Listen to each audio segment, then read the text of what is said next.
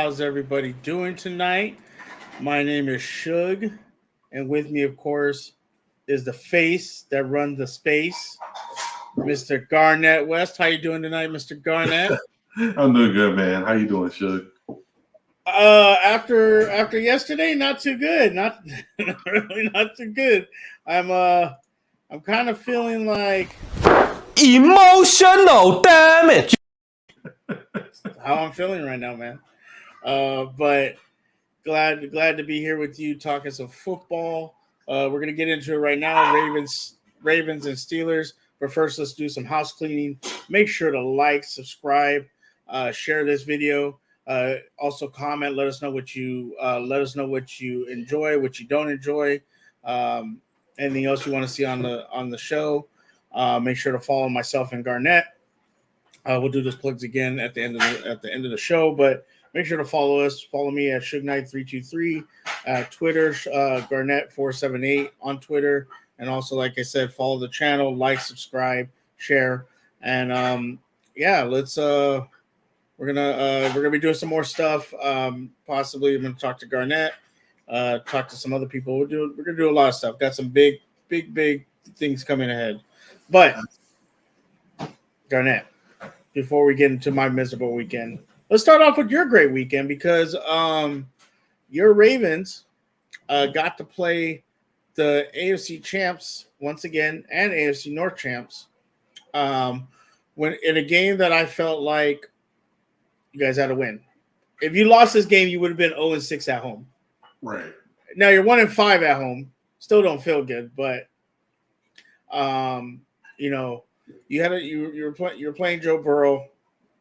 And like I said, I've been saying, I don't think the Cincinnati Bengals are as good as people thought they were last year, but they still got talent around them, and talent's gonna supersede, supersede most teams as long as you have talent. They obviously have a lot of talent, and they could have easily won that game against you guys, but you guys were able to pull out a victory. We'll kind of get into well, first, just give me your general thoughts on the game. Yeah, man. So the thing about I felt like from the beginning of the game, I had mixed emotions about it because there was a lot of things were going on. We didn't know if Marcus Peters was going to play. He had a quad injury, and then just a couple missing pieces on both sides of the ball. Missing Bateman. That was, I thought that was going to be very huge, not having our number one playmaker at receiver. But when the game started, man, usually I go off a field, man. And when we got the first 3 and out, I was like, okay, the defense set the tone, and I'm like thinking we got to score. Obviously, we only get 3 out of that, but 3 out of something, and then the defense go right back. And Marcus Peters was probably to me, he was the MVP of this game.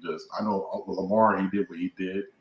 And took over in the fourth quarter, but MP like Juice Man, aka Marcus Peters, he is the one who really brought the juice, like his nickname, Juice Man. He really brought the juice to what the whole team to feed off of. Got another 3 and out. Offense get back on the field. They was able to score 10. Normally scored 7 points. And then the thing about it, what really what really had me so worried, to be honest with you, Lamar didn't really have Lamar didn't really have a good game. He did what he was supposed to do at the end. But the 2-8 in the second quarter, and we're driving, and then we threw like a little corner out, wide open. He just oversold it, and that what really brought life back into Cincinnati. We really couldn't stop the run, man. I don't know why they stopped running the ball, but they were very successful running the ball. Joe Mixon had 14 carries for 78 yards. P. Ryan, I believe, had a nice amount of carries. And then they stopped giving the ball to Hayden Hurst after him performing pretty darn well. But he had 6 receptions, I believe, with 53 yards and 1 touchdown. But they got too cute. That's what really cost them the game, to be honest with you. They got really too cute trying to force feed the ball to Jamar Chase. T. Higgins was coming off an injury, so I get it. And then Tyler Boyd, we played a lot of zone, and the thing about it, I think for some reason Cincinnati thought we wasn't going to adjust. They thought we were the where we were the Baltimore Ravens of old. But yeah, man, this game literally could have been a blown out if it wasn't for overthrown ball by Lamar. But yeah, thank God they stopped doing what was working. We benefited from it, man. All praise goes to Tucker. Right. And like many of Ravens fans that I know have said, if it was for Justin Tucker and Lamar Jackson, you guys probably be under 500. Real quick, a shout out some people. Ravens online ungatekeeper. I heard though he's been gatekeeping. How you doing tonight? Hope you're having a great night. Rodney B, Hey, the man that the man behind Old Man Gamers. How you doing, sir? Lunch Break Hot Take, one of the great podcasts on YouTube. How you doing tonight? Hope you have a great night. Yeah. D Weezy. Hey. What's going on, D Weezy? Darius, my main man. How you doing tonight? Hope you're well. My favorite host of all of YouTube and podcasting, Mike. Open mic with OTR Mike. Gangster. Have you ever looked at Mike? You ever really looked at him? I mean, man he's so soft spoken, so intelligent, he's just a nice guy. But in those eyes, you know where I've seen those eyes before, Garnett? Where?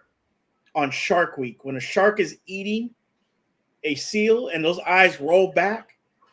That's what every time I see those exact same eyes in Mike. Every time I see him, man, guy's such a great guy, but I'm scared to death of him. He lived a gangster life back in the day. I'm telling you. Hey man, and I ain't gonna talk about. See, that's how a gangster man is. You don't even talk about the past. Yeah, you don't even need to talk about it. That's how I know, man. But the guys, woo. But that's my man right there. I hope you're having a great night, Mike. Darius is laughing. I mean, what else is new, Bronny? You hate on me. You hate me. What else is new? No comment. Here we go, Suge. So well spoken.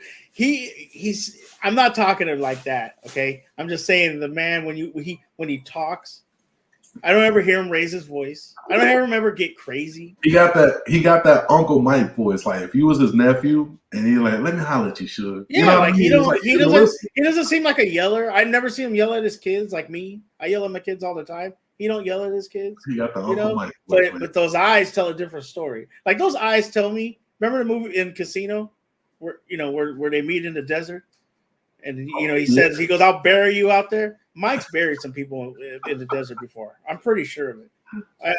I can't confirm or deny it, but I think he has. Hey, no comment. You don't talk about stuff, especially live, man. You talking about that? It's all right. That was like 10 years ago. We could talk about it, but no. Jose, always glad you're here. Cases can get reopened. You know that. Yep, right. Mike's trying to show you a better way, Shook. I mean, not really, because I don't know if you've heard the stories. When I buy his merch and I wear a sweater, I tend to get into disagreements with people. Anyway, yeah. So you're right. They in the game, Mixon had 78 yards, and I'll actually bring up the graphic real quick. Here we go. Shout out to Garnett for having this ready. Mixon has 78 yards on 14 carries. What I was very surprised is like you were saying, they're trying to feed the ball to Hurst. To Jamel Chase, but they were having a lot of success with Hurst. Like Hurst was really kind of taking advantage of your defense. And I'm not gonna say they didn't have an answer, but when they needed a play or when they needed a catch, I mean, Hurst was catching the ball, making plays. And see here, your rushing yards, Lamar Jackson leading the rush. I know a lot of Ravens fans, and I know especially Jose will talk about it. Like, Lamar doesn't need to be leading, the rushing for the Ravens because, that's prone to injury. That means that obviously none of your other running backs are being able to run the ball, and so I think that's an issue. Go ahead. No, I was just saying, yeah, I'm glad you said that because literally, with JK, I know we're trying to put him on a pitch count. Coming back from a gruesome ACL injury, we had multiple problems with the knee, but from what it looks like, man, step by step, he's people always say crawl, walk, run. You coming back to certain things. The dude is literally, walk and ran. Like there's no crawling in between, man. It looked like he's very well healthy. I know every week is going to get better and better, but the biggest thing about it, oh, you're good. The biggest thing about him, man, is like he's hungry, man. And there was a tweet that he liked, and we're not, just a preview of of your boy over there, but he meant to like these tweets about him complaining about not getting carries or whatever, talking about he want to be traded and that is whatever. I get it. I like it, to be honest with you. That just shows that, like, dude, I want to be a part. I want to contribute. I want to be one of the reasons why we're successful, and I just don't want to just get a couple carries and just know that I didn't leave everything on the field because I wasn't given the opportunity. So yeah, man. Even Jeff Z, the reporter, I should have screenshotted that, but he agreed along with JK, so that's why I love it, man. But yeah, that's simple. Yeah, for sure. And I mean, obviously, you want to contribute. You were, I believe, Dobbins was a draft pick of yours, correct? He was a second round draft pick of 2020. So I mean, he obviously has a connection with the Ravens, and he wants to, he wants to show that he can be that feature back, or at least be a part of that back rotation and be depended on by the Baltimore Ravens. I think, yeah, you're right. At some point in this game, Baltimore really, it wasn't one of those, like Lamar has been having one of those games where he's just taking over the game. It's a very sluggish game, but they felt in control. And then once he threw that interception, things flipped. Right. Now, we both know, we talked about it last week, we talked about it before, the defense was really having issues, and kind of, they kind of did real good this week, especially playing against Joe Burrow, Jamar Chase, Tyler Boyd, Hayden Hurst. We know they were missing Higgins, but they did a really good job, and made stops when they needed to make stops, and were able to get the job done. And then they were able to Lamar was able to drive him down the field. Tucker kicks the winning field goal. I think you're looking at this game, and it was a must win. And now I feel like you're in the position. The Ravens are in a position that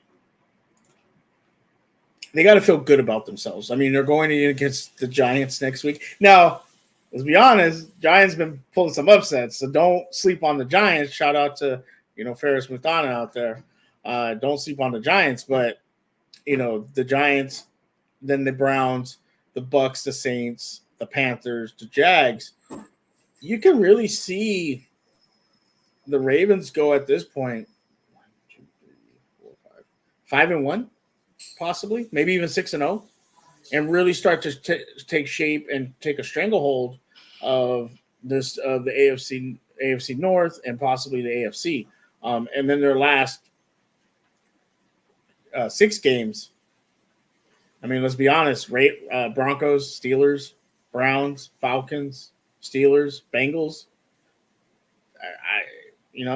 I feel like the Ravens could, they're in a really good spot right now, and they really need to, they really need to start putting their foot to the pedal, start taking teams out early, not sit there and play with them, because you don't want to have the situation that you had in Miami again. You don't want to have the situation that of these teams just coming back, and you having a big lead, or a big point differential, and letting teams back in. So I think the Ravens are in a good spot. What are your thoughts with these upcoming games? Or not really the upcoming games. We'll talk about that more later. But what's your overall thought after this game now? Like, how are you feeling as a Ravens fan? So my overall thought about this after this game was basically the coaches were able to adjust. It wasn't really about the players. Yeah, some part was about the players that executed and whatever, but really about the coaching staff, man. It really, it's a positive, but it's like a negative in the same way. Like it really takes people to get injured or to get embarrassed on certain amounts of levels in order for you to utilize certain players, change up your scheme, and just do whatever, right? So if we can just keep on doing what we're doing, I think for just to clear what I mean by that as well too. Greg Roman has been calling outstanding games. Just the lack of execution on certain people's parts, or just the offensive line.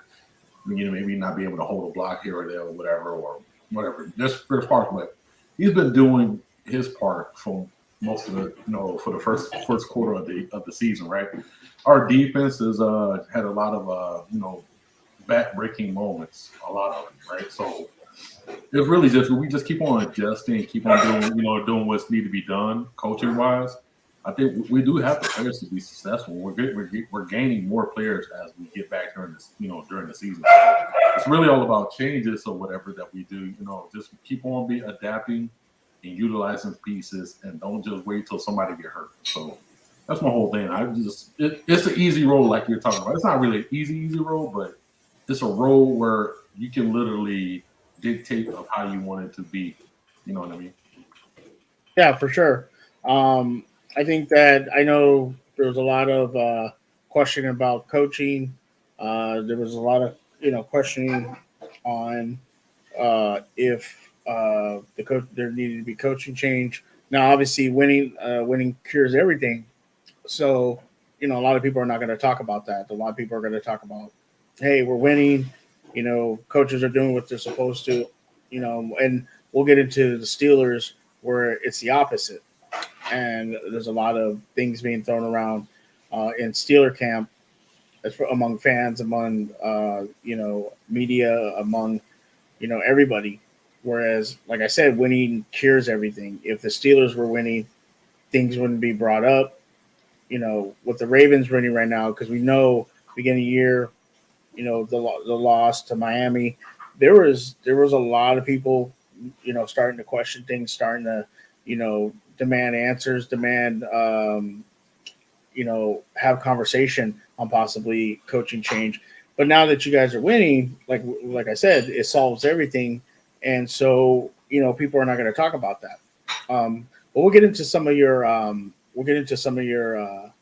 displeasures or concerns coming out of this game. But real quick, if you would like to support the show, I'm going to be dropping a link for Stream Elements that will be able for you to donate if you have a question for us, you want to make a comment, or you just want to support the show.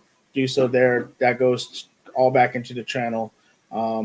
And goes into Garnett's jersey habit, as you can see behind him. But yeah, if you like to support the show, I'll be dropping the Stream Elements. Shout out to Mr. J in the chat. Appreciate you for being here. Check out. He was on Twitch earlier today, killing it in Fortnite. It was awesome to watch him play. He's a really good Fortnite player. But Garnett, what are some of your concerns coming out of this game? For the team. So losing obviously our potential All-Pro safety and Marcus Williams, the dislocated wrist. He's on IR but not season in the IR, so it gives an opportunity to the 14th overall pick in Kyle Hamilton to see what he can do. Obviously, we got Chuck Clark, and then we got Geno Smith and a couple other guys that are on the back end that can rotate in and out. But this is a great opportunity for the rookie, especially going against a guy like Daniel Jones off the rip. And my dog is so beautiful back there yakking away. Sorry. Yeah, right. Yeah, man. But like literally, other than that, they're just really just waiting for Bateman to come back, depending on what's going to happen with that. I know we signed Andy Isabella to the free agent to the practice squad, so we'll see how that goes. But other than that, man, just keep on getting Duvernay the ball, man. Really, and also just more carries for JK. And those are my only really concerns right now. Just obviously just the injury game, man. We got depth. It's just this is a perfect time to really utilize what we got on the bench. That's my only concerns. Yeah, a lot of people were, obvious. Was it a trade or a signing for Isabella? No, it was just he was released from the Arizona Cardinals, and we just Okay, picked him yeah, up. a lot of people were talking about that, especially in a couple of the discords we were in, and kind of making joke of it. We'll see what happens. I mean, your receiving core is a little unproven, but there's some. Devin Duvernay's been playing pretty well. Obviously, you have Mark Andrews. Um, Demarcus Robinson came from KC. James Prochet. Isaiah Likely. You have some decent wide receivers. I know Bronny loves Isaiah Likely. He's always talking about him. So, uh, like I said, this receiving core is a little, other than Mark Andrews, a little unproven.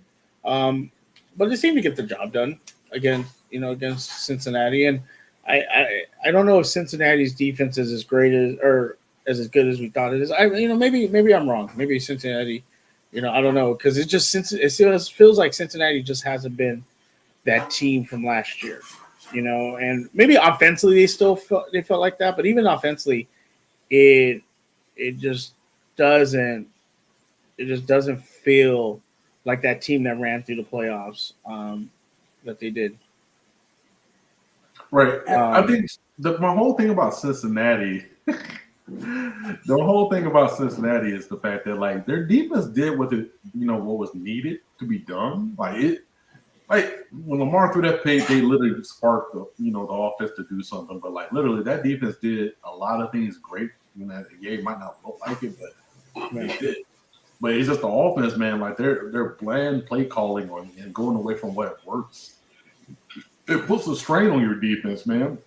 You should know all about that being a Steeler fan. Like literally, when you just don't do what you need to do, and you already got a defense, you got a good defense, but you put them out there week in and week out, man, they're gonna burn. You're like your bitch is gonna burn, especially when you don't have your star players out there.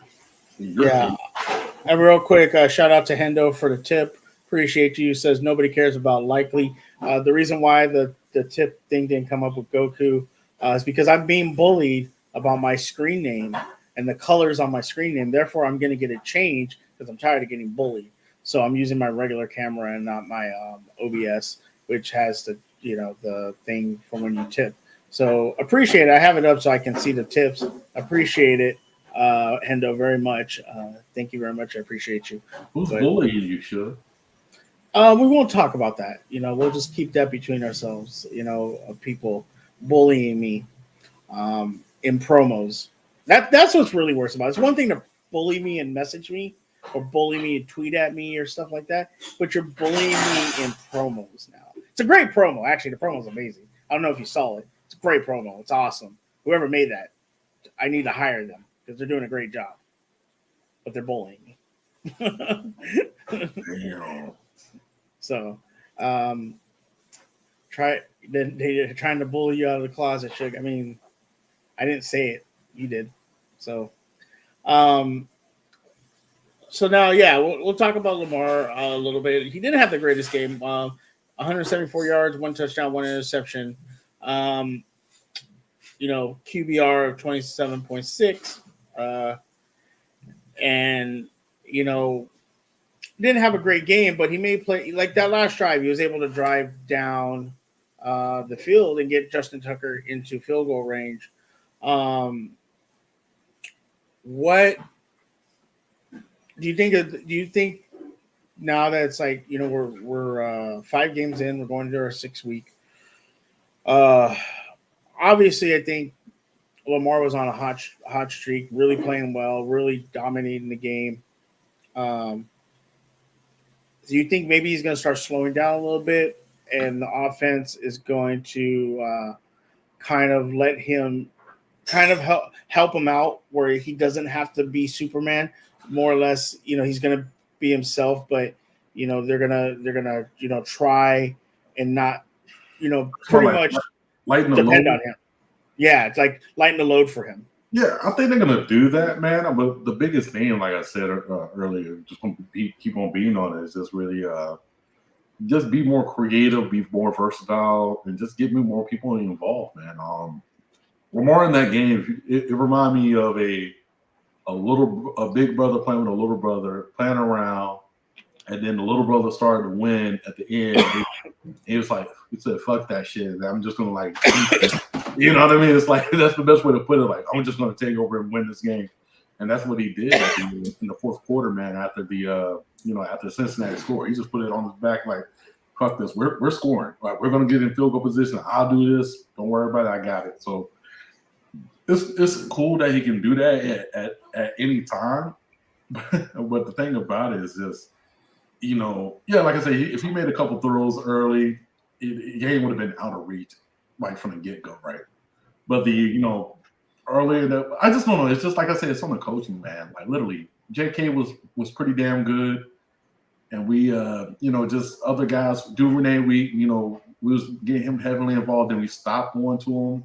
Just little things, man. It's just weird. Like we always it's like I said, it's on the coaching, man. The coaching can lighten up the load on Lamar if they spread load the scheme and the plays to the other personnel on the team, man. Like it's there. I can't here's my whole issue. Like you can't beg for. I'll say he didn't really beg, but I think the owner wanted likely or whatever. But you gave Greg Roman 3 good tight ends, right? And Kolar is coming back, but you got like a lot of tight ends. Like when I'm not saying likely is like legit, but get him more involved. There's so many people on this team that you can get involved, but we're not. Yeah, for sure. You guys got obviously you have Mark Andrews likely is another weapon. Yeah, you're right. Devin Duvernay had 7 targets. You had 54 yards. You caught 5 out of the 7 targets. So I mean that's not too bad. I'm a little surprised that you guys didn't get James Prochet more involved into the offense. Next person. So yeah. So like I said, you guys got the Giants next week. I believe it is at in it's at the MetLife Stadium. Okay. So how are you feeling about that game? What are your thoughts on that? Man. Yeah, I'm feeling good about it. Like, I'm just more worried about that damn field. I hate that field, man. A lot of freakish injuries happen on that playing field that we're going to. The season opener, we lost our third best corner, Kyle Fuller, due to that field, man. And that's the scariest thing about it. Like literally, they I think percentage-wise, we're at a 65% chance of winning, which I think is going to go higher by the when the game gets closer and closer. Daniel Jones, I think he only threw over 3 touchdowns currently and 2 interceptions and 848 yards passing or somewhere around there. But the main dude we just need to stop, man, is Saquon Barkley with 97 carries, 533 yards and 3 touchdowns, man. That's like the meat and potatoes of that offense, man. You stop Barkley, you probably win because you're not worried about Richie James with 171 yards, man. Kenny Galladay is hurt with a knee injury. Kadarius Toney is hurt right now. There's not that many options that they have in the passing game. So, but like I said, it's. But the thing about it, their defense is damn good. That's the scary thing about it. Like, if they try to do our old 2018 method where we really can't pass the ball right now. I'm not saying Lamar couldn't pass the ball. He came in late at the end of the season, right? In mid-season. And all they're doing is just trying to run the ball down your throat. If they can, defense stop, just, keep on chugging, play action, dump over the top, and do whatever, man. But, we invented that style. So, but here's the thing about it. Wink knows us. So I'm just real curious on how that's going to go because they got a good defense, man. I can't take that away from them. Maybe we should have – how about that? And I said maybe we should have Ferris on, talk a little shit. Maybe we get Ferris to jump on, but like you said, they Saquon is their main weapon, and the problem is to keep if you want to keep Lamar Jackson under wraps, you just keep him off the field. And when you can run the ball and you play good defense, that's a recipe for success against any team. So this is gonna be an interesting matchup for you guys. Now, I think you guys should win this game. But like I just said, Giants win and beat the Packers. Now, are the Packers this all-time great team? We don't know. We don't think so, but we assume the Packers should have won that game, and Giants were able to pull it out. So we'll see what happens. Shout out to Mr. J, just throwing jokes. He said, "Any news on Bateman's injury? Don't know why they listed his foot as the cause. Pretty sure it was his hands." Damn, that's cold-blooded. Wow. And Living Legend said that's cold-blooded. I mean, he's Bateman sitting there after Mr. J said that and just was like, emotional damage. "Oh, wow, you got the echo on? What's going on with you?" Yeah, but it should be a tight game. Well, I'll get your prediction on the game toward the end of the show. Shout out to Living Legend. Hope you're having a great night. Saquon Barkley is healthy again. Yep. So I mean, that's someone you got to deal with. I mean, they're just gonna feed him the ball, and the Giants are gonna go as they go and try to keep Daniel Jones from making minimal mistakes. And that's what they'll do. I'm picking with the minority. Endo throwing shade at Jay, always picking with the minority. Yeah, wow. All right. We'll get back into some real quick. Hold up. Mr. J, I know this is just speculation, but I don't like DJ Moore being mocked to the Ravens. Lamar and DJ Moore would be awesome, but Harbaugh has to understand he's not there just to block. He can literally get open. Yeah. Well, let's talk about that real quick. So obviously the news coming out of Carolina, Rule was fired as head coach. Now people are hitting up Carolina for talk about maybe Christian McCaffrey, DJ Moore. Obviously, Bronny is devastated over the firing of his head coach. I know Bronny was really backing him and Baker Mayfield. But what are your thoughts on the Ravens trying to possibly get DJ? We'll see, man. I think it's between either DJ or Robbie Anderson, man. It really depends on what they want to do. But I don't know, man. There's a lot of bum scoop out there about the whole situation. Hopefully we can make it happen. But here's the thing about the Ravens, man. It's a very interesting situation that the Ravens are in. Because the fact that we only have 7 draft picks, our natural 7, usually known for having compensatory picks or just extra picks from whatever sleazeball trade that we usually do. So that means we either have to dip into future funds, like future draft picks, or we got to trade certain players like a Nick Boyle, Prochet, just Oh, Bronny would love to have Prochet on the Panthers. Right. All right, Bronny is foaming at the mouth right now for Prochet on the Panthers. Right. So I'm just saying, we have to literally put some kind of weird deal, and we can eat up his salary cap. That's not an issue, but I don't know. I don't really see the Panthers trying to get rid of somebody that's a hometown. I would say a hometown favorite, but a team favorite, man. I think the whole community loves that dude, man. But here's the thing. Let's just say if we do get him, and say it is, very likely that he could come to our team, right? Excuse me. Every process, it's a whole process of elimination with me. We tried every approach. Even Chris Collinsworth went on live and he was like, the Ravens are the cheapest team to spend money on receivers. They don't, we don't allocate, money, resources to the receiving corps. We just, get what we can get out of the draft and call it a day. And undrafted guys or back 9 guys, as I call them, the older guys or whatever. I won't really call them washed, but the super seasoned, right? So here's the thing. Here's the biggest trick. If we go get a receiver, a $15 million plus a year type of receiver, right?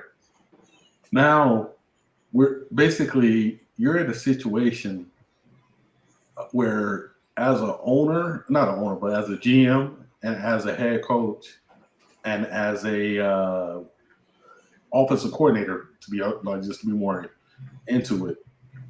If I'm the offensive coordinator and my GM pulled the trigger for a DJ Moore, like that's like a potentially a $15+ million receiver, right? Elite, supposed to be like potentially a elite type of receiver, type of guy, right? And a reporter asked me after a game where I only targeted DJ Moore 8 times in that game, 8 to 10 times in that game. I'm going to look like a fucking idiot because literally I can't come up to the excuse. I can't come up with that excuse anymore, like what we use for Bateman, what we use for all these young receivers, where they're still young. They're still trying. We're still trying to get them, get more acclimated with the system. All this shit. You can't use that excuse no more. It's over. Like you're gonna look like a fucking idiot. Think about this, man. Deontay Johnson. If I ask you why Deontay, you're the offensive coordinator. Like, why you only threw the ball 7 times to Deontay Johnson? How are you gonna answer that? I mean, it's kind of happening with the Steelers right now, but I would say I have a young quarterback. Very That's well, my excuse. But at the same time, though, no, that's no. But I get what you're saying. Yeah, I get what you're saying. You're running out of excuses. You're paying a dude $15 million just to catch to be targeted 7 times. You know what I mean? That's the craziest part about it. Like that's why I say like literally we exhausted every excuse that we can use.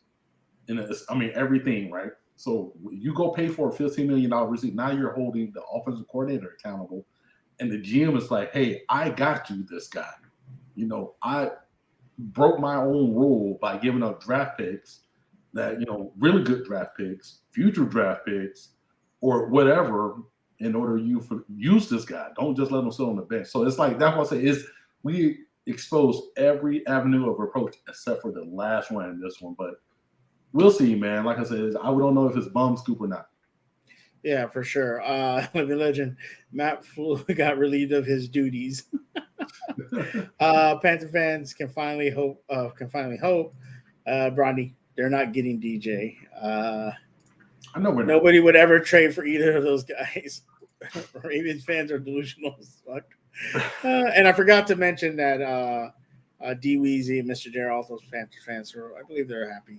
Boy is cheerleading for $7 million. And Bronny just taking shots at the Bronny. You mean most Raven fans are delusional? He's all, my bad, Darius. You are correct.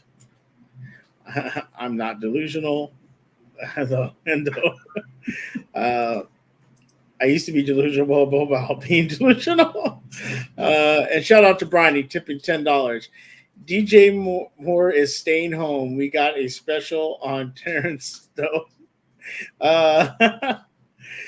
Thank you very much, Bronny. Appreciate it for the tip. Thank you very much. Always appreciate your support. Darius, Ravens online ungaping figure would be happy there in a new regime in Carolina.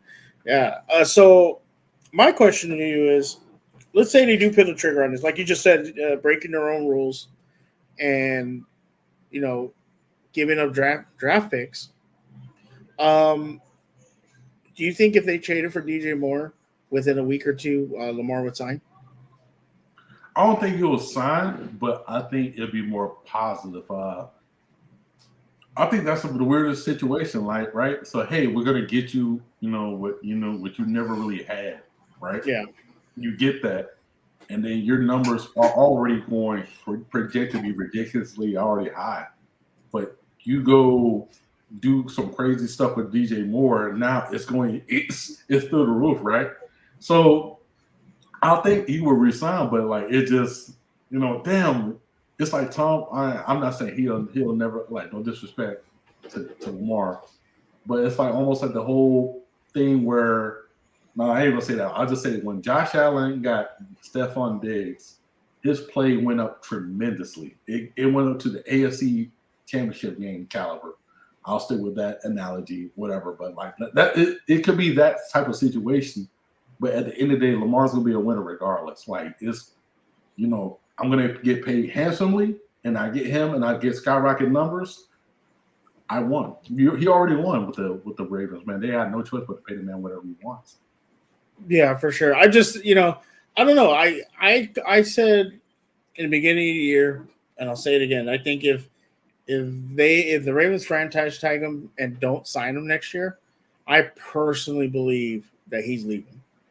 I think he'll see it as a sign of disrespect, and he leaves. Now, if they got him a receiver, like you said, of that caliber, I could see him saying, "Okay, let's see what we can do," because we all know he wants the money, and he's well worth the money.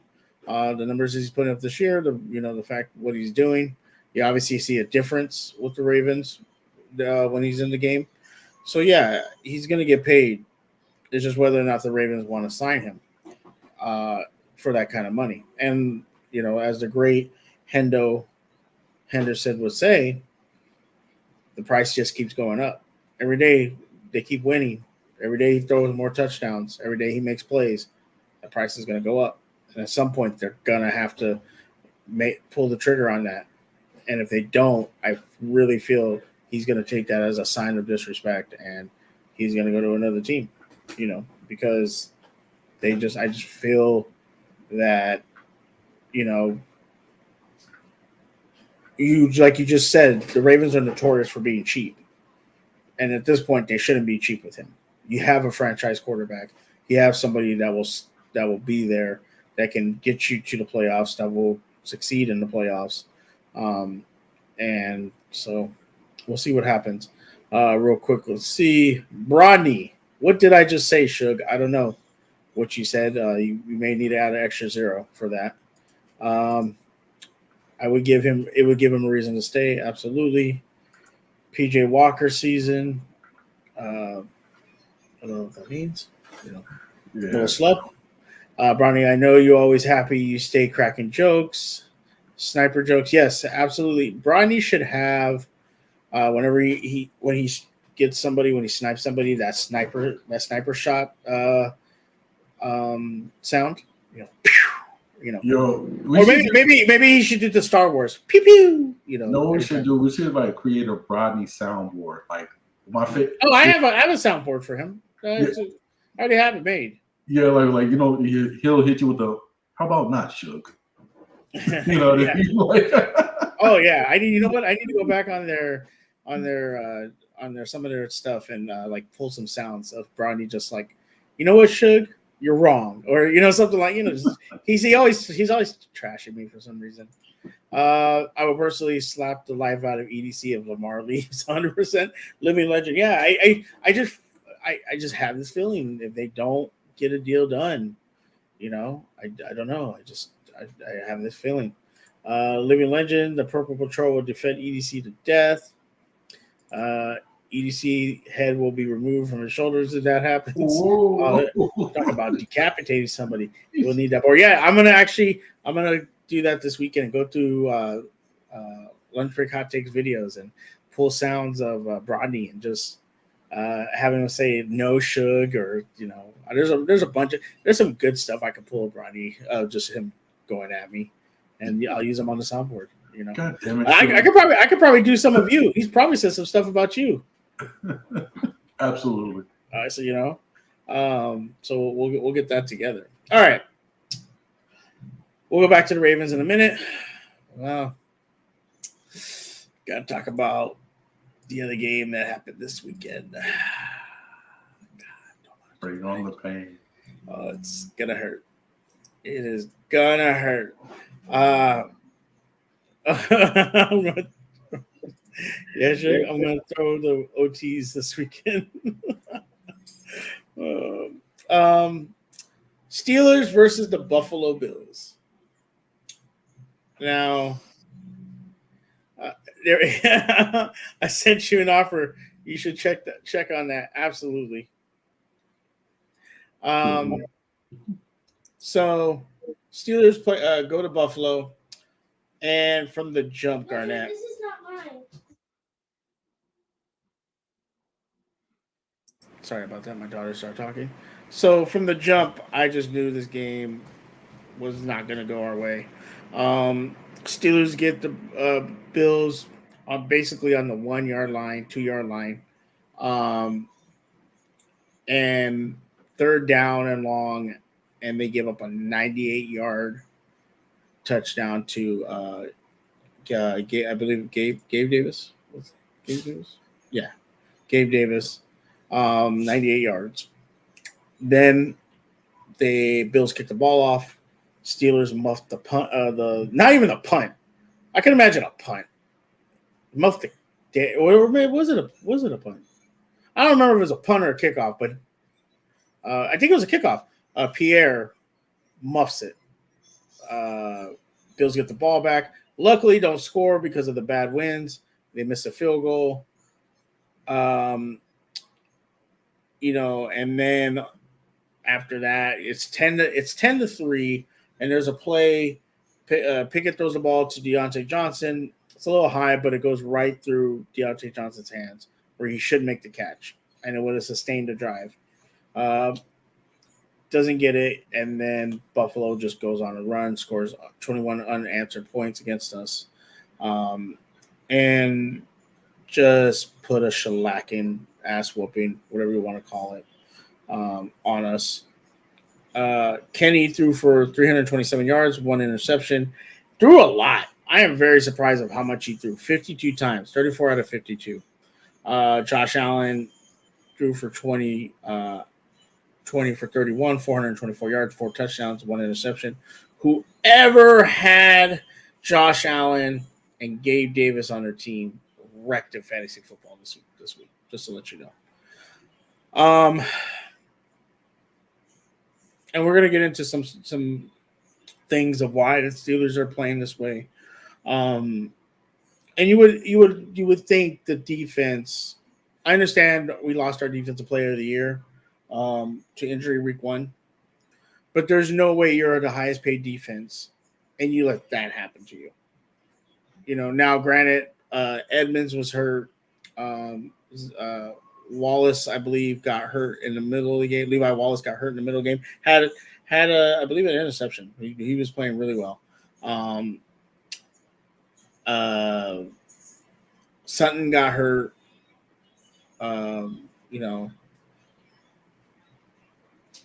But still, you have to play with some kind of pride, and the Steelers just did not do that. I will say this: Buffalo is the best third down team, conversion team. Like they're number 1, but you still got to try to make a stop, especially that opening drive. You have them on the 2-yard line. There's no way you should let that happen to you. And we don't. From what I saw, the Steelers just stopped blitzing. And I don't know. I don't know what happened. The defense just looked horrible. You had guys out there who haven't played, who were signed off practice squads in the game, and just it was a miserable day as a Steelers fan. And now they've got to do some evaluating, because you got to have some kind of pride, and you got to have capability in your backups at least to come in and play the game. And we don't, and if that is a scheme thing, a coaching thing, or a personnel thing, something has to change. This was an embarrassing loss for us. I knew we were probably not going to win the game, but to get shellacked like that, and you're the highest paid defense, there's just no excuse. I understand we have a rookie quarterback, but he didn't play bad. He had a mistake, in sustaining drives, and we'll get into some of the other, the offensive side. But you got to be able to get a team off of the field on third down, and the Steelers just could not do that at all. I believe, let me see if it has it here. Third down efficiency for Buffalo was 5 out of 9. So they converted over 50%. Per play, Garnett, Buffalo was at 10.2 yards per play. They were getting a first down every time they snapped the ball. That is one. Now, granted, obviously the 98-yard completion to a touchdown, um, is a big part of that. But that's just wow. Um, just wow. Before we get into some of the other stuff, what were your thoughts on the game? What you saw, and give us your thoughts on Kenny. You're muted. So the thing about Kenny, man, like they obviously they want to put him in a game managing role. Wasn't really, so the moment wouldn't be too big for him. But the fact that like I don't think they really helped him out a lot with not really trying to get the run game running. Like Najee was like non-existent. The Warren kid had 5 carries for 24 yards. Like I just don't understand the angle of what they're trying to do, man. Like Firemouth, I don't think he had a stellar game or like was used a lot as I thought he should have been. Like Firemouth only had two. He was targeted 8 times. Well, no, he was targeted 2 times, and he called those 2 passes. But I mean, like tight ends are a rookie quarterback's best friend. They didn't really even try to help him out a lot. Deontay Johnson, he had 13 targets for 5 catches. Cool. NFL young boy, 8 targets for 6, receptions for 8. He played well. Yeah, he played good. George played well. I think for Deontay Johnson, my problem is Deontay Johnson, Claypool, and the play of Najee Harris. You're supposed to be the backbone of this offense, and Najee just can't run the ball. Like he can't do anything right now with running the ball. We don't know what's going on with him. If it's a trust in the line, if it's a trust in his ankle, or what's going on with him. Claypool is just not fighting for balls. He's not making plays on balls, and he's kind of just out there. And Deontay Johnson, like I said, there's been a couple of games now where he's just dropped passes for no reason.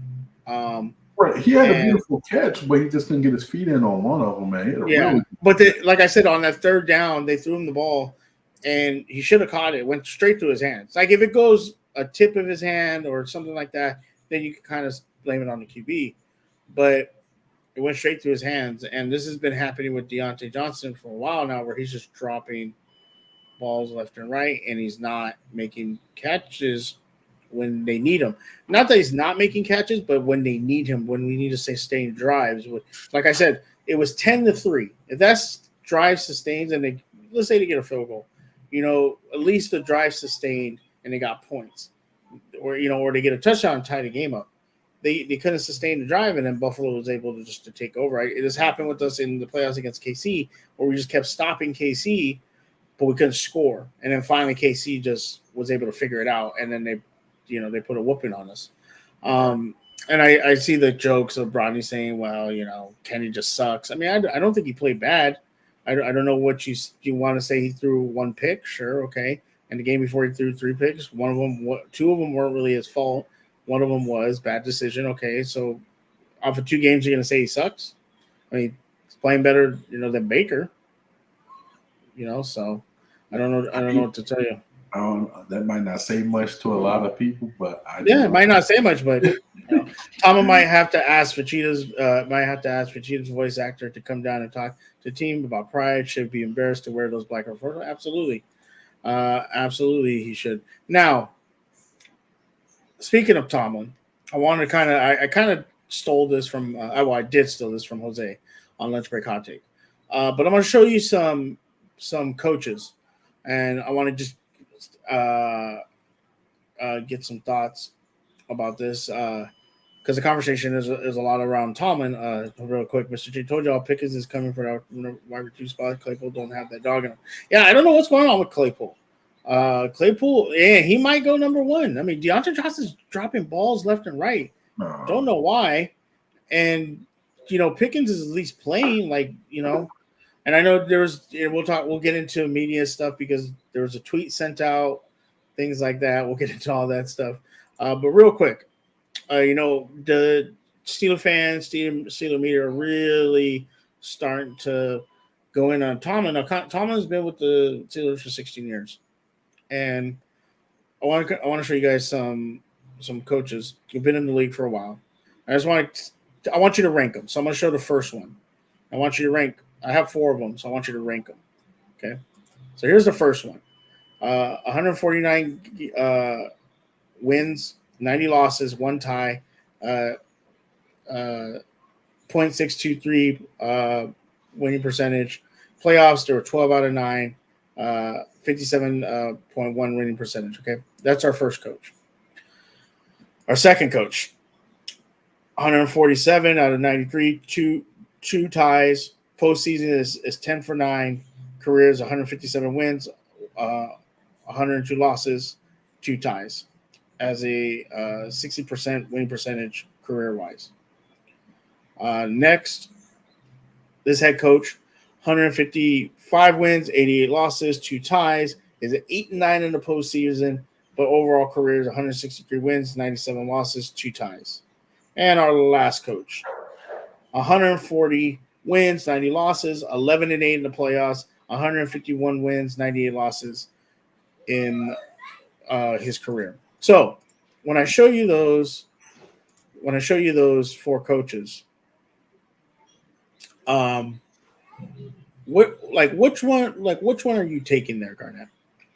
So who? And I can bring them up. I can bring them up again. But which one are we taking? Show me the first one. I want to see the last one more time. Okay, so this is the first one. All right. And the last one is here.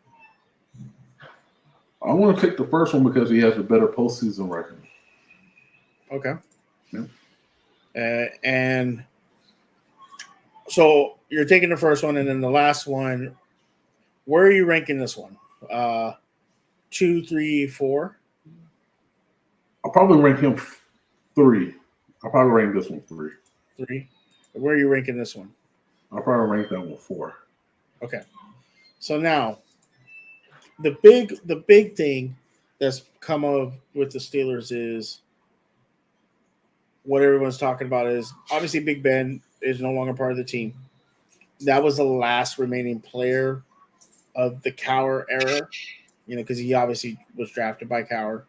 And a lot of people are in the thought process that Tomlin's pretty much been riding Big Ben to success and riding the coattails of Cowher and the team that he left him. Now, my argument is when Cowher left, that team was 8-8. This is the team that just went to the Super Bowl and won it.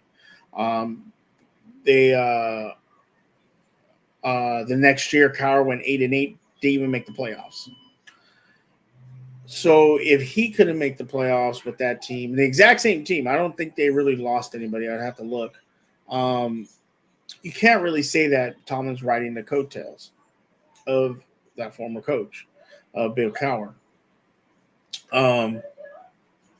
This has been the first opportunity because, like I said, people were, Cowher built those teams, and Tomlin just, took over. I would tell you, doing some research today, Bill Cowher was in 6 AFC Championship games. That's pretty good over a 16-year career. But he only won 2. And Garnett, how many of those AFC Championship games were in Pittsburgh? Probably all of them. No, it was 4. 4? Okay. 4. And he only won 2 of those. As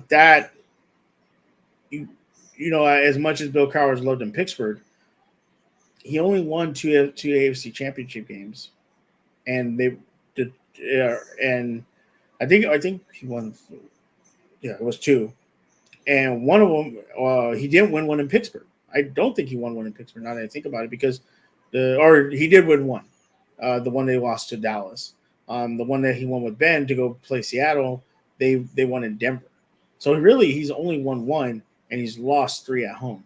And that's what you fight for during the years, to have home field going into the playoffs. And he's had it a lot. He's had it 4 times, and he's lost 3 of them. So I don't know how people are using that as an argument. Like it's a bad argument. And the fact that you're saying, well, Tomlin is not successful without Big Ben. Well, Big Ben got hurt and he went 8-8 with 8-1 with Mason Rudolph, Doug Hodges. Real crappy quarterback. I think Doug Hodges was undrafted. They found him on a street corner. So you can't really say Tomlin, can be successful now. But the problem is the records. So I'll tell you who each record was. So this record right here, Garnett, this is Bill Cowher's record. Okay. Now, only thing I would say is the playoffs. You got to remember, prior to that last run where they won the Super Bowl, Bill Cowher was 8-9. Now they won 4 straight. They won the Super Bowl. So, that puts them in the positive, over 500 winning record for playoffs. But let's remember that game. And as a Steeler fan, I say this. We hurt Carson Palmer. And we really, really got lucky playing against Peyton in Indianapolis. I don't think Denver was ever going to be a threat to us. But those were the two really lucky, really fortunate to win those games. Right. And so remember, Cowher was pretty much 8-9. He was under 500. Okay. This coach right here, you should recognize this coach, Garnett. This is John Harbaugh. Right. Has a winning record in the postseason. Has a pretty decent record over career and regular season, but the postseason is what's important. He's 11-8. It's a good record. Don't make me slander him. Right here, Mike McCarthy. One game over 500. Decent regular season, okay career. Kind of in the same round, I believe. Yeah, he's only 1 point ahead of John Harbaugh as far as career. But he's won a Super Bowl, gotten to the playoffs. You know who this is? Who's that? This is Mike Tomlin. This is Mike Tomlin. Stellar regular season, stellar career. Postseason, he is 8-9. And in the last 11 years, he has not won a playoff game. So here's my thing about this. This is like the weirdest thing for y'all. The last 2 playoffs, y'all made it to. Y'all shouldn't have been there. Last year, definitely. Yeah. The 12-1, or the 12 where we started off 12-0. We definitely belonged there, but something happened. I don't know what the hell happened. I feel like Big Ben. I feel like a lot of magic was there. I would say luck. I ain't gonna say luck. That's disrespectful, but a lot of magic got y'all where y'all at that. Like, I'm not trying like I said, this is no disrespect because it showed that it's disrespectful. It's disrespectful. It showed at the end of the season of what just like literally it was like you ever seen what's the movie Cool Runnings? You ever seen that movie? Yes. So Big Ben's that old ass sled. It's been carried by some of the fastest people in the world, like the Jamaican dudes, right? That y'all riding the fuck out of the sled. Y'all breaking records. Y'all undefeated. Blah blah blah blah. All this crazy shit, right? That one screw started to come through, and it fell off. It broke. It's like I said, Big Ben was a cool quarterback. He was good, but literally, I felt it. I knew it's like, bro, this is like what they're asking Big Ben to do. This is not the old Big Ben. Like, you know what I'm getting at. It's like Yeah. That was like the scariest part. Like, Big Ben is gonna be wore out. His arm gonna be tired. It ain't what we used to be, used to seeing. So that's why I was like, man, this, like, you guys make it to the playoffs. It's like, okay, cool, y'all made it, but this is not gonna go where y'all think. But even walking in that game against Cleveland, like, you had to feel like, all right, it's Cleveland. Pittsburgh should get this. I didn't even feel like that. I mean, you might have not felt like that. I felt we weren't going to get past the second round, possibly the third round. But I thought we would get through Cleveland. And then that game started the way it did, and it absolutely destroyed, was miserable. And the reason I bring up the coaching stuff and everything like that is because, a lot of fans, media, kind of saying, well, maybe it's time for Tomlin to go. Maybe it's time for Tomlin to go. He's been there 16 years. He has a losing record in the playoffs. He hasn't won a game. He hasn't won a playoff game in over 11 years. Yes, hasn't had a losing season. People like to argue that 8-8 isn't losing, isn't winning, things like that. But then there was tweets sent out by fans. Ryan Clark tweeted out saying, Ryan Clark, the only player on this team that I take in 2008 to go down an alley with me is a young kid that's playing quarterback. He's the only one that wanted something yesterday. Which he's talking about the Bills players diving at his legs and him getting up and defending himself. Disco 1981-21 responded saying, BS, I can't stand Tomlin, and he's a fraud, a clown that's been carried by Ben his entire career. However, Cam Hayward was running 30 yards downfield again to make tackles that linebackers wouldn't make. Shut up, Ryan. Okay. Here's where controversy comes in. Cam Hayward retweeted it. Yep. Now, I'm just going to go from my perspective. I don't think Cam necessarily was reading all the beginning of the tweet. It kind of was just retweeting about himself personally. I could be wrong. Obviously, he came out with a really dumb apology saying, oh, it was a butt tweet. Come on. Man up and just say you tweeted it. But say, hey, you know what? I feel like this. Or you say, no, I was kind of retweeting this about what I said. And so now you're in a position where you fans are really calling for Tomlin because it feels like he's losing the locker room. Living legend, exactly. Does a retweet equal agreement with the full tweet? That's what I'm saying. I don't know if he was really agreeing with what this fan was saying. I think he was more agreeing about what it was being said about him. But people are going to take it the way they're going to take it, and they see this tweet and they go, "Oh wow."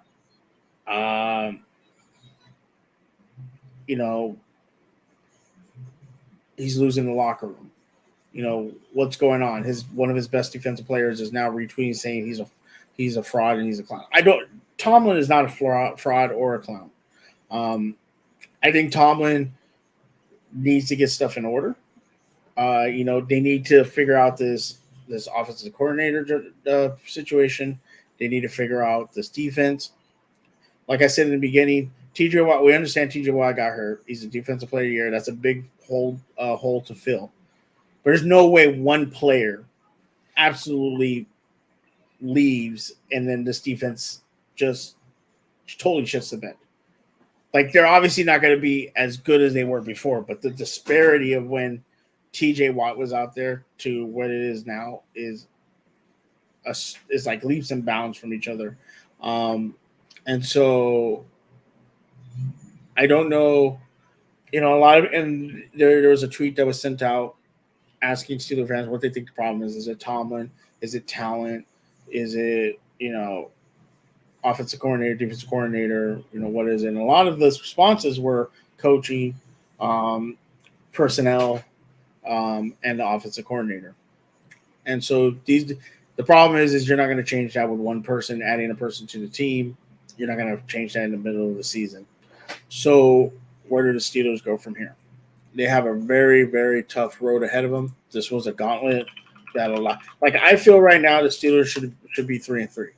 I think they let 2 games slip away in the Patriots-Jets game where they had leads and just couldn't hold on to them. Going into this gauntlet where I feel, okay, now they can take a couple losses, and then once TJ Watt gets back, get on track. But now you're walking into Tampa. You're going against Dolphins. Maybe the Dolphins are as good as they are with Tua out. The Eagles are undefeated. The Saints, rematch with the Bengals. The Colts are not that good. Falcons. So there was an opportunity for the Steelers to get back on track because they were going to play a lot of bad teams before. They're playing a lot of bad teams after they play a lot of good teams. But now that you have players retweeting, talking bad about the coach, I don't know what's going to happen. I think one of the changes that needs to happen is Matt Canada needs to go. I don't think his college style offense fits the Steelers, and I don't think that it's with the talent they have around them uh, will help the Steelers with that offense. I think they Steelers have good talent on offense. They just got to utilize it, and I don't think his offense is doing that. But outside looking in, Garnett, what do you see? What are your thoughts? Do you have any? Do you disagree with me? Agree with me? I don't disagree. I think you hit some valid points, man. You guys got the talent at the skill positions a lot. Just got to get the line in order. And there's a lot of ways you can get the line hasn't played bad, Garnett. To be honest with you, hasn't been horrible. Yeah, I get that part, but it's one of those things where you gotta help out the line by in the running backs by creating good plays for them, screen plays, more screens, counters, just toss plays. Just get these guys moving, man. I think this is.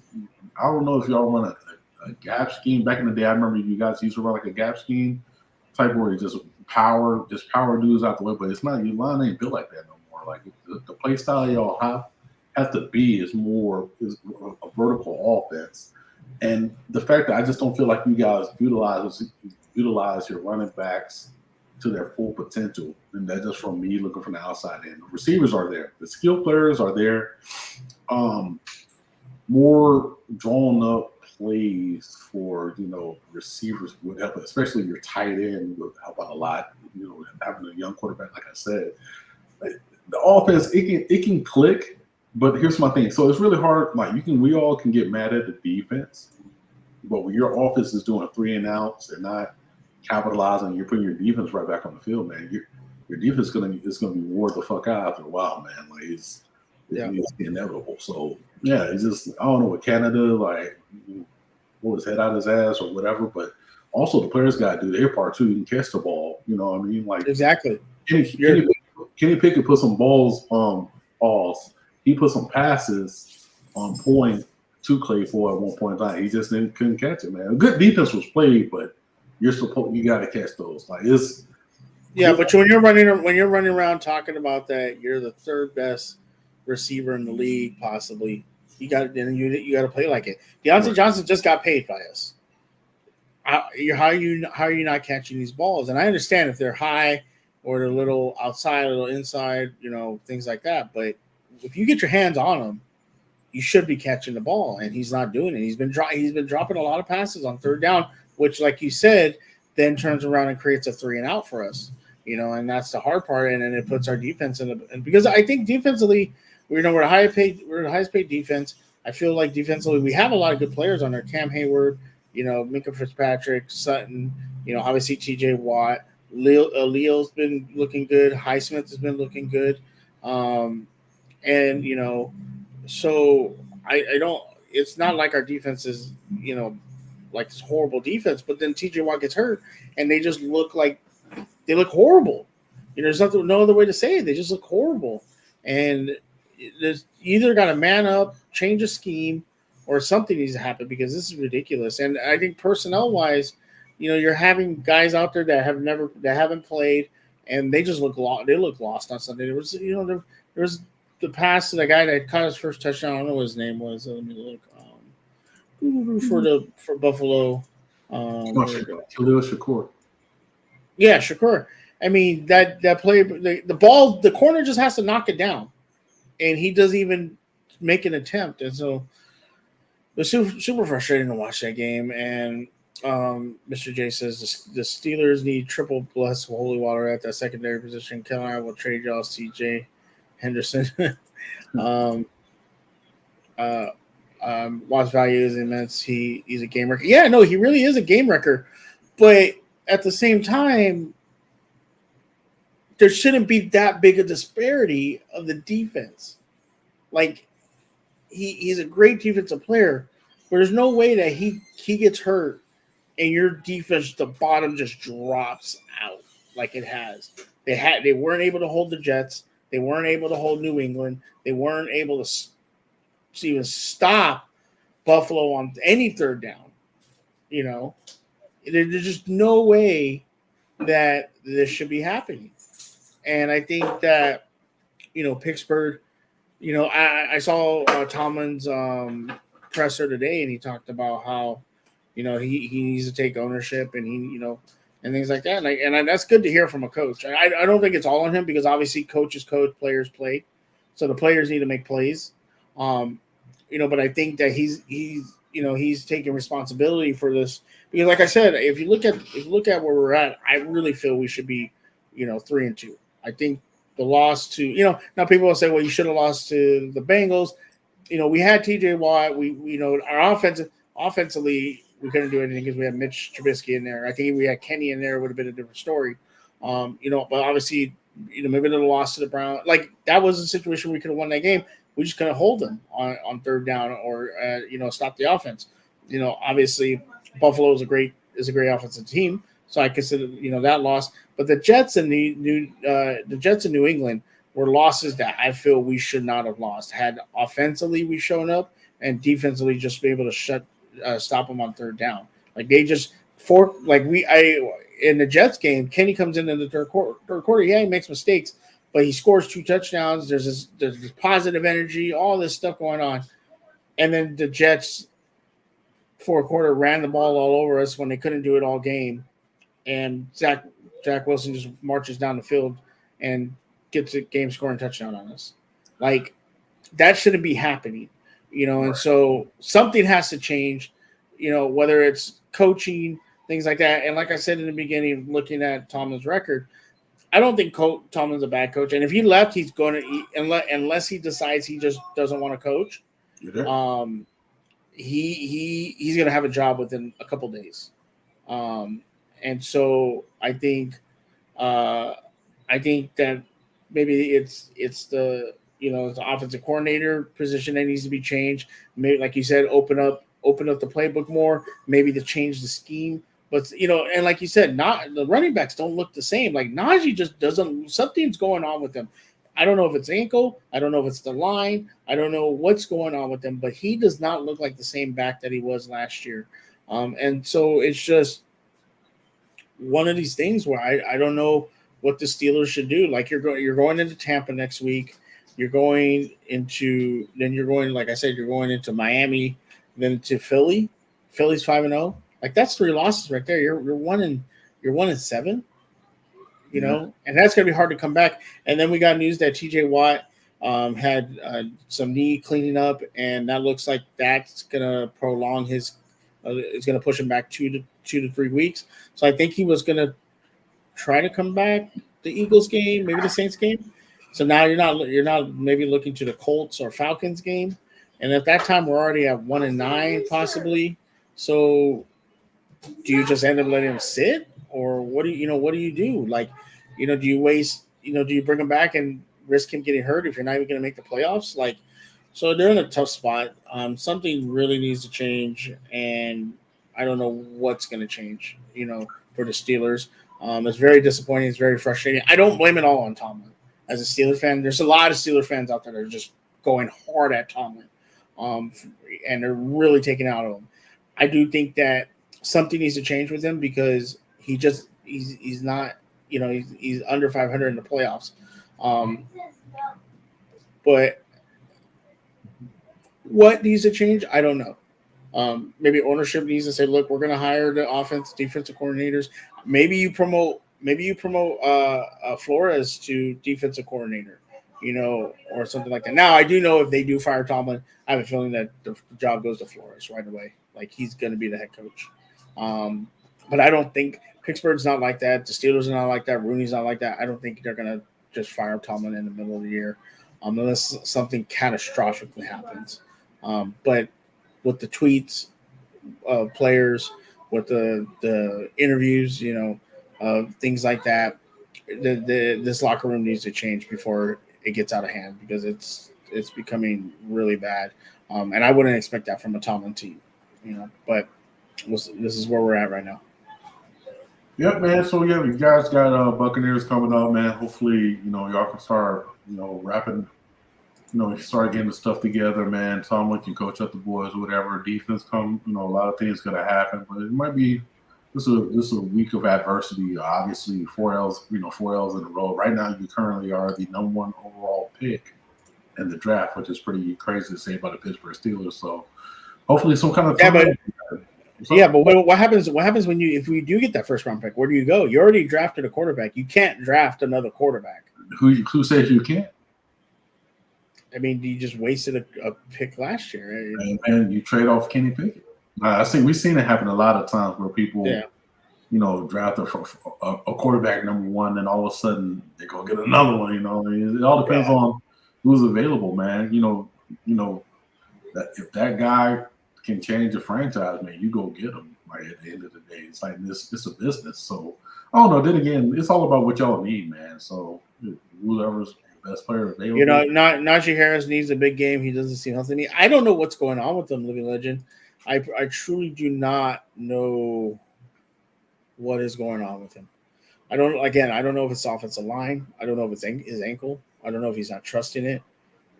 What's going on. He just seems undecisive, or he makes a decision before the ball's even snapped. Like the hole's supposed to be here, and he's like, nope, I'm cutting it out right away. Bouncing it out. Before even letting the whole develop. Living Legend, the Cards did it. D Weezy, the Cardinals wasted it first, and then Landon Murray. Yeah, I mean, but that's something that Pittsburgh hasn't really had to do, so it's unfamiliar for us. We had the same quarterback for God knows how long. This is unfamiliar territory for us. So it'll be interesting to see what they do. Like I said, they have the Buccaneers next weekend. I was hearing someone talk, and Josh Allen had lost. Was it Josh Allen? Did they play the Bills? Play you guys? Oh, who did they lose to? They lost to the Dolphins. They lost to the Dolphins, and then he goes and drops 4 touchdowns on us. Tom Brady just lost. He might throw 4 touchdowns against us. No, Tom Brady won. They won. Did Tom Brady win? I thought they lost. No, okay. Well, still, he didn't have a great game though, right? Yeah, he didn't have he had an okay game, but the fact that you guys are playing at home, so that might play a bound. Yeah. Do you want to know who owns us at home? Who? Tom Brady. Yeah, we'll see, man. They're supposed to be getting, Mike Evans and all of them boys supposed to be coming back. So all of them coming back right when they start to play us. Yeah. So at least I'm not trying to bring up the Tua thing, but the Dolphins, man, that might be your golden ticket. Especially with their quarterback situation. Yeah, and prayers to Tua, man. I hope there's a lot going on with that. The doctor's talking about he should retire now. Things like that. That whole situation with Miami is very, very, very scary.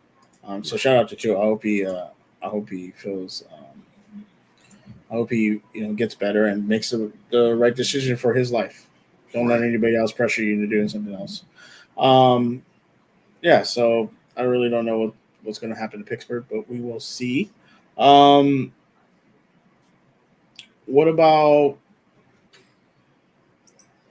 Let me see. Yeah, other than DJ Moore possibly being traded to the Ravens, because I know that is a high spot. Are Ravens looking for anything else trade wise? What scoops have you got for us, Garnett? I ain't really got scoops, but really, we had Oliver, our third or fourth tight end, whatever you want to say. We got a lot of them. Oh, excuse me. You got like 20.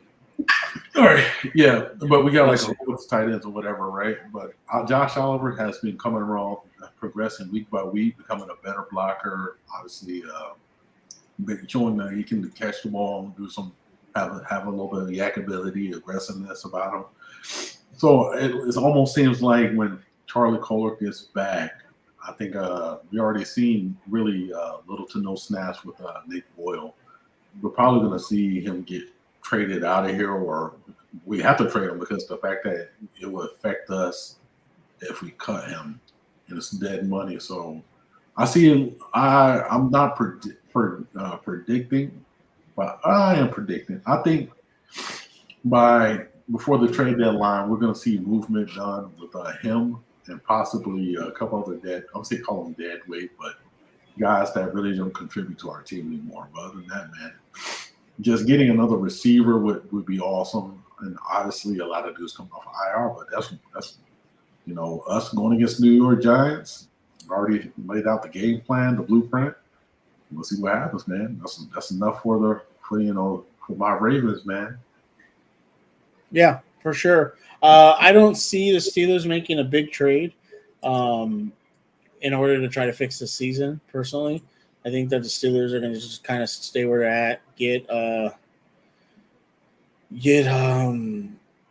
TJ Watt back, and go from there. So I don't see them making a big splash. It would be very characteristic of them to do that. So yeah, I don't think they're going to do anything crazy uh, or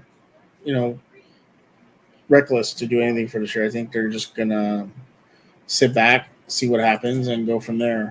Which is, I mean, what can you do? Like I would like them to do something, but I just don't. I don't see it. I don't see the point. I think you just play out the season, let Kenny take his lumps. Um, you let TJ get back, and you get a high draft pick, and you see what you go from there. You either draft another QB, or you go after a stud in the draft and try to build from there. So we will see what happens. Um, anything else catch your eye in this last Sunday? Obviously, the Chris Jones roughing the passer call was crazy. He was recovering a fumble, hit Derek Carr, and they threw a flag. What did you think about that? Yeah, it's crazy. They're just getting a lot of crazy with the flags, man. Same thing with the Grady Jarrett when he sacked Tom Brady. That what really that right there, the sack really cost them. Well, that penalty cost the Falcons the game, but they literally had the game won. To be honest with you, so a lot of these, protecting the quarterback type stuff. I think the whole Tua thing uh, basically rattled. I hate to say that, but Rattled NFL, yeah. yeah, rattled the NFL. So now they're just doing chaotic flags here or there. So I don't know, man. NFL, it always go through this phase where something crazy happens. Now they gotta overwhelmingly enforce a lot of dumb shit, and just to and then they'll go back to normal after a couple of weeks. So it's whatever. And this is gonna be the week where it goes back to normal. You know what I mean? Just in case anything happens. Like a homeless man buying Jordans. Oh yeah, I thought that was it was a weird call. KC fans tend to cry about bad calls. I mean, when they played Pittsburgh and their man was holding James Harrison, they wanted to blame it on that call is why they didn't win when he was actually holding. Let me ask you a question and chat. Please chime in. I was having this argument today on Twitter. So you always hear that old sentiment. Let the players play the game. Don't throw your flag. Don't throw flags. Don't make calls. Basketball at the end of the game. Keep your flags in your pocket. Keep your whistle. Don't blow your whistles. If there's an obvious foul or an obvious holding or obvious call, should refs not make those calls at the end of the game? And Garnett is saying something. Are you asking me, or are you asking the crowd? I'm asking you too. Like, what? How do you feel about that? When refs makes calls at the end of the game, holding calls, things like that. Do you feel like, those calls should not be made at the end of games? Ravens Online keep saying it should be consistent. But if it's an obvious call, you have to make that call, right? Yeah, you make the obvious call, but I think they just need to bring back when the reviews for roughing the passer or PI call. Just bring it they did it for 1 year just to test it out, and I think they should bring it back, especially in a 2-minute warning. Where do you put like this? I seen a game where they didn't call something, or they didn't call a PI call or something, and they knew they fucked up. And then the other team does it, and so they didn't. So they be like, all right, well, if I don't call it for them, I'm not going to call it for them for one time, just because they want to balance it out, right? So I've seen that so many times in the NFL where like they fuck up on something, so they're gonna fuck up again just to nullify it. So yeah, man, I think just they need to bring back the whole, just bring back the challenges. So especially the 2-minute warning, like it should go straight to the booth. Like let the people from New York and let the people from whoever make the calls because like literally, do you want to be the reason why a team lost because you made a horrible call? You know what I mean? So Yeah. No, I get that. But the problem with the replay though is what can you replay and what you can't replay? Can you replay holding calls? Can you replay PIs? Can you replay roughing the passer? I think it would be tough. Like PIs, I understand because you can go back, but you can't replay a holding call.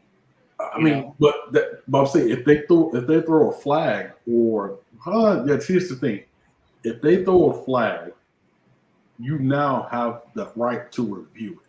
Now, if you don't throw a flag, like that's where it gets tricky, like you're saying. But if there's a lot of things, there's so many times where flags are being thrown, like in those 2-minute warnings or 2 minutes below. So that's why I say there's opportunities for games not to be fucked up at the end due to what we're talking about when it comes to like roughing, PI calls, holding, and all this. Because we see it all the time, like all the time. Like you're about to get a 3-and-out stop, and all of a sudden a phantom flag comes out of nowhere.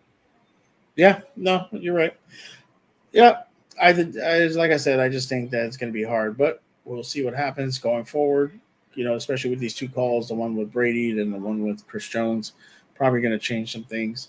But yeah, I think that's it for tonight. I think we will be back next Tuesday. The Brady reference, the penalty was laughable. Yeah, and a lot of people were bringing the, comparing the one that happened in the AFC Championship game against KC where he got hit, where Chris Jones, went across his face mask and they called the PI, which changed the game completely. So, if that call isn't made, you might say you would have saw KC in the Super Bowl and probably would have won. So yeah, you're 100% right, living legend, with that. So yeah, I think that's gonna be it for tonight. I think we will be back on Tuesday, 7:00 p.m., 10:00 Eastern. Come hang out with us. We're gonna talk Steelers, Ravens football more. We'll talk about the games that happened this week. Obviously, Ravens versus the Giants, Steelers versus the Bucks. Hopefully, we'll be Victory Tuesday for both of us. And yeah, we'll be back. Thank you very much for everybody came in. Living Legend, D Weezy, Ravens Online Gatekeeper, Brodney, Mr. J, OTR Mike, Lunch Break Hot Take, anybody else that was hanging out with us. Appreciate all of you guys. Garnet, before we leave, you got anything else to say? Yeah, man. Hey, if y'all got any questions or if y'all else want to add on to the show or something that we want to talk about or any ideas, man, just shoot it to us, man. Like a all-pro rookie team or whatever, however y'all want to talk about. Like we just come on, give us an idea. We'll try to fit it in. For sure. All right, that will be it for us tonight. Thank you, everybody. Hope you have a great night. Stay safe, and we will see you next Tuesday. Peace.